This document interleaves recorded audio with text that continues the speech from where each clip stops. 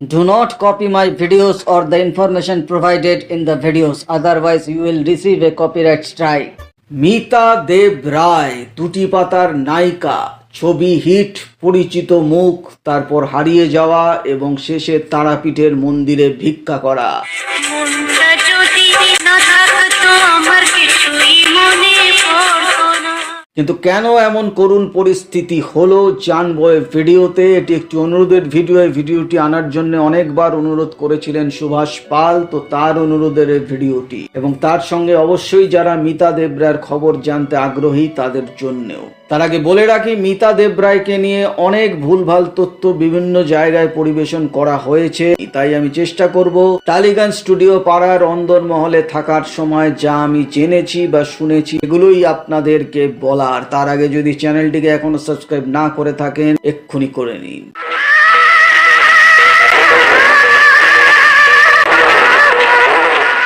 মিতা দেব রায়ের সঠিক জন্ম সাল জানা যায়নি, তবে 1961-62 এইরকম সালের আশেপাশেই তিনি জন্মেছিলেন। অভিনয় শুরু শিশু শিল্পী হিসাবে মহানায়ক উত্তম কুমারের বিখ্যাত ছবি জয় জয়ন্তী ছবিতে তাকে দেখা যায়। এছাড়াও উম্ন ঝুম্ন ছবি ও আরো দু একটি ছবিতে মিতা দেব রায় শিশু শিল্পী হিসাবে অভিনয় করেন। মূলত মিতা দেব রায়ের মায়ের চেষ্টাতেই মিতা দেব রায়ের সিনেমায় আসা এবং এরপর একদম 1983 সালে দুটি পাতা ছবিতে নায়িকা। ছবি হিট, গান হিট, কিন্তু মিতা দেব রায়ের ভাগ্য খুলল না। যদিও এই ছবি থেকে প্রসেনজিতেরও ভাগ্য খোলেনি। প্রসেনজিৎ কিন্তু অভিনয় চালিয়ে গিয়েছিলেন, কিন্তু মিতা দেব রায়কে আর কোনো ছবিতে এরপর আর দেখা যায়নি। এরপর 1987 সালে সম্রাট ও সুন্দরী ছবিতে একটি ছোট চরিত্রে অভিনয় করতে দেখা যায় মিতা দেব রায়কে, এবং এই ছবির নায়ক ছিলেন প্রসেনজিৎ, নায়িকা দেবশ্রী রায়। মানে তার প্রথম ছবির নায়ক, ততদিনে বাংলা ছবির প্রতিষ্ঠিত নায়ক হয়ে গেছেন। আর এটাই ছিল মিতা দেব রায়ের সঙ্গে শেষ দেখা। এরপর তিনি পুরোপুরি উধাও হয়ে যায় টালিগঞ্জ ইন্ডাস্ট্রি থেকে। কোথায় চলে গেলেন, কোথায় হারিয়ে গেলেন কেউ জানলো না, কেউ খবরও নিল না। খবর নেওয়ার মতো কোনো কাজও তিনি করেননি। তিনি কোনো পপুলার হিরোইন ছিলেন না, পপুলার হতে পারেননি, স্বাভাবিকভাবেই লোকে তাকে ভুলে গেছে।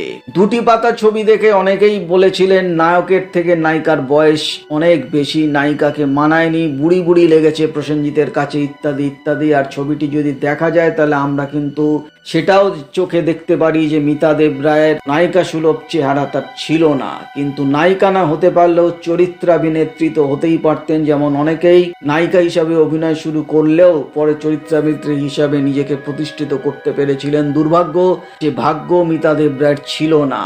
এরপর সময় তার গতিতে এগিয়ে চলে, কে আর খবর রাখে অতীতের। আর ঠিক হঠাৎ একদিন সেই বোমাটি ফাটে।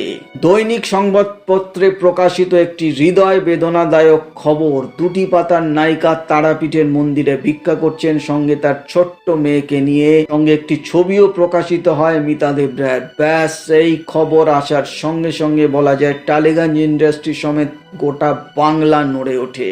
আর এই খবরটি আসেও কাকতালীয় ভাবে। আসলে সেই দিন টিভিতে দুপুরে দুটি পাতা ছবিটি চলছিল। চায়ের দোকানে ওই সংবাদপত্রের রিপোর্টার দোকানে বসে চা খাচ্ছিলেন। তখন চায়ের দোকানের কাজ করা একটি ছেলে বলে ওঠে, আরে এই নায়িকাটাকেই তো আমি কতবার দেখেছি মন্দিরে বসে ভিক্ষা করতে। কথাটা রিপোর্টারের কানে যেতেই বিদ্যুতের গতিতে পৌঁছায়। শুনে তিনি লাফিয়ে ওঠেন। সঙ্গে তিনি ছেলেটাকে বলেন, কি বলছিস, মিতা দেব রায় এখানে ভিক্ষা করছে? ছেলেটি বলে, হ্যাঁ চলুন আপনাকে এখনই দেখিয়ে দিতে পারবো। রিপোর্টারটি সেই ছেলেটির সঙ্গে ছোটেন এবং তারপর যা দেখেন যেন নিজের চোখকে বিশ্বাস করা যাচ্ছে না। মিতা দেব রায় প্রসেনজিতের নায়িকা মন্দিরের সিঁড়িতে বসে আছেন, সঙ্গে একটি ছোট্ট বাচ্চা মেয়ে, কতই বা বয়স হবে, 5-6 বছর। দর্শনার্থীরা মন্দিরের সিঁড়ি দিয়ে ওঠানামা করছেন আর মিতা দেব রায় হাত বাড়িয়ে ভিক্ষা চাইছেন। এরপর রিপোর্টার নিজের পরিচয় দেন এবং জানতে চান এমন কি করে হলো।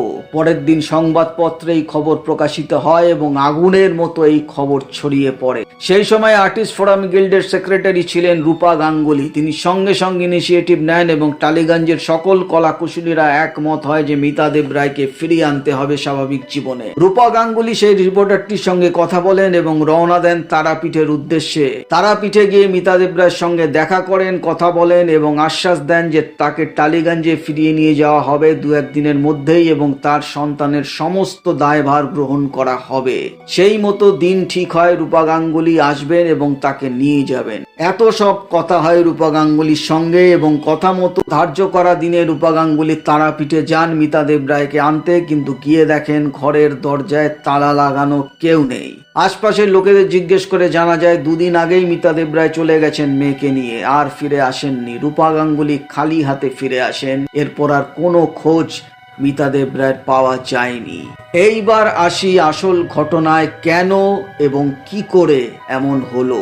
দুটি পাতার পর মিতা দেব রায় নায়িকা হিসাবে আর আসেননি। শোনা যায় এক প্রযোজকের সঙ্গে মিতা দেব রায়ের ঘনিষ্ঠ সম্পর্ক হয়ে ওঠে এবং এই প্রযোজকের নাম এখানে আমি বলতে পারবো না স্বাভাবিকভাবেই, তবে তিনি কোনো খ্যাতনামা প্রযোজক ছিলেন না। এই প্রযোজক এই মিতা দেব রায়কে এক্সপ্লয়টেশন করতে থাকেন দিনের পর দিন এবং হতে পারে এই সন্তানটি তারই। মিতা দেব রায়ের বাবা কম বয়সে মারা যায়, মাই ছিলেন তার সব। এখানে দু রকমের কথা শোনা যায়।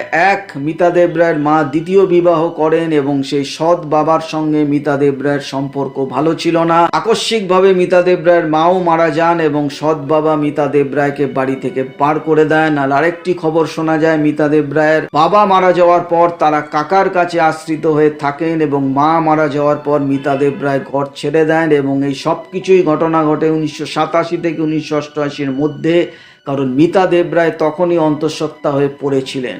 এরপরে তিনি কলকাতা ছেড়ে দেন, তারপর 5-6 বছর পর তাকে এই অবস্থায় আমরা দেখতে পাই। সংবাদপত্রে প্রকাশিত খবরে আরো জানা যায় যে মিতা দেব রায় তারাপীঠের একটি নোংরা বস্তিতে থাকতেন। মন্দিরের কাছেই এই বস্তিটা ছিল, তবে তিনি একা থাকতেন না, সঙ্গে এক মুসলমান লোকও ছিল তার সঙ্গে। এই লোকটি প্রায় তার বাবার বয়সী ছিলেন, তবে এই লোকটি তার বাবার মতো ছিল নাকি তার সঙ্গেই মিতা দেব রায় থাকতেন তা পরিষ্কার করে জানা যায় না। রূপা গাঙ্গুলি যখন মিতা দেব রায়কে ফিরিয়ে আনতে গেছিলেন তখন এই মুসলমান লোকটির সঙ্গে বারবার কথা কাটাকাটি হয়। এই লোকটি বলতে থাকে, না ও যাবে না, আপনারা ফিরে যান, আপনারা ফিরে যান। পরে যখন আনতে যান রূপা গাঙ্গুলি তখন তো কাউকেই পাওয়া যায় না। বোঝাই যাচ্ছে এই লোকটির সঙ্গে মিতা দেব রায় তারাপীঠ ছেড়ে চলে যান। এখানে বলে রাখি, ইউটিউবে কয়েকটি ভিডিওতে বলা হয়েছে যে মিতা দেব রায় আত্মহত্যা করেছিলেন। এই তথ্য সম্পূর্ণ ভুল। মিতা দেব রায় আত্মহত্যা করেননি, জীবিত অবস্থাতেই তিনি তারাপীঠ ছেড়ে চলে যান। এবার আসি আমার একটু নিজের কথায়। 1984 সাল থেকে আমি নিজের টালিগঞ্জ ফিল্ম ইন্ডাস্ট্রির সঙ্গে যুক্ত। বাবলু সমাদ্দারের প্রথম ছবি ওস্তাদের প্রধান শিশু শিল্পী হিসাবে আমার যাত্রা শুরু হয়েছিল। সুমিত্রা মুখার্জির ছেলের চরিত্রে আমি অভিনয় করেছিলাম, যদিও ওস্তাদ মুক্তি পায়নি। সেই সময় মিতা দেব রায়কে একবার আমি দেখেছিলাম, কিন্তু নায়িকা খচিত চেহারা তার ছিল না, সেই জন্যই দুটি পাতা ছবির পর কোনো সুযোগ তিনি আর পাননি। মানুষের ভাগ্য এমন একটা বস্তু, একটা মানুষকে এই ভাগ্য রাজা থেকে ভিখারি বানিয়ে দিতে পারে, আবার ভিখারি থেকে রাজা করে দিতে পারে। কিন্তু দুর্ভাগ্য, মিতা দেব রায়ের ভাগ্যে ভিখারিনী হওয়াটাই অদৃষ্টের লিখন ছিল। আজ মিতা দেব রায় বেঁচে আছেন কিনা আমরা জানি না। আজ সেই ছোট্ট মেয়েটি কি অবস্থায় আছে, আদেও সে বেঁচে আছে কিনা তাও আমরা জানি না। এই সিনেমা লাইন এমন একটি লাইন, এখানে উদয় হওয়া সূর্যকে দেখে সবাই সেলাম করে, প্রণাম করে, কিন্তু ডুবন্ত সূর্যকে কেউ দেখতে চায় না। মিতা দেব রায় ছিলেন বাংলা সিনেমার সেই ডুবন্ত সূর্য যে একবার ডুবে যাওয়ার পর আর কোনোদিনও আকাশের উদয় হয়নি। তো এক করুণ অভাগা দুর্ভাগ্য পরিস্থিতির জীবন কাটিয়ে গেলেন মিতা দেব রায়। এরকম ট্র্যাজেডি যেন কোনো মানুষের বা কোনো শিল্পীর জীবনে না আসে। ঝর্ণা ছিল জীবন আমার, চোখের জল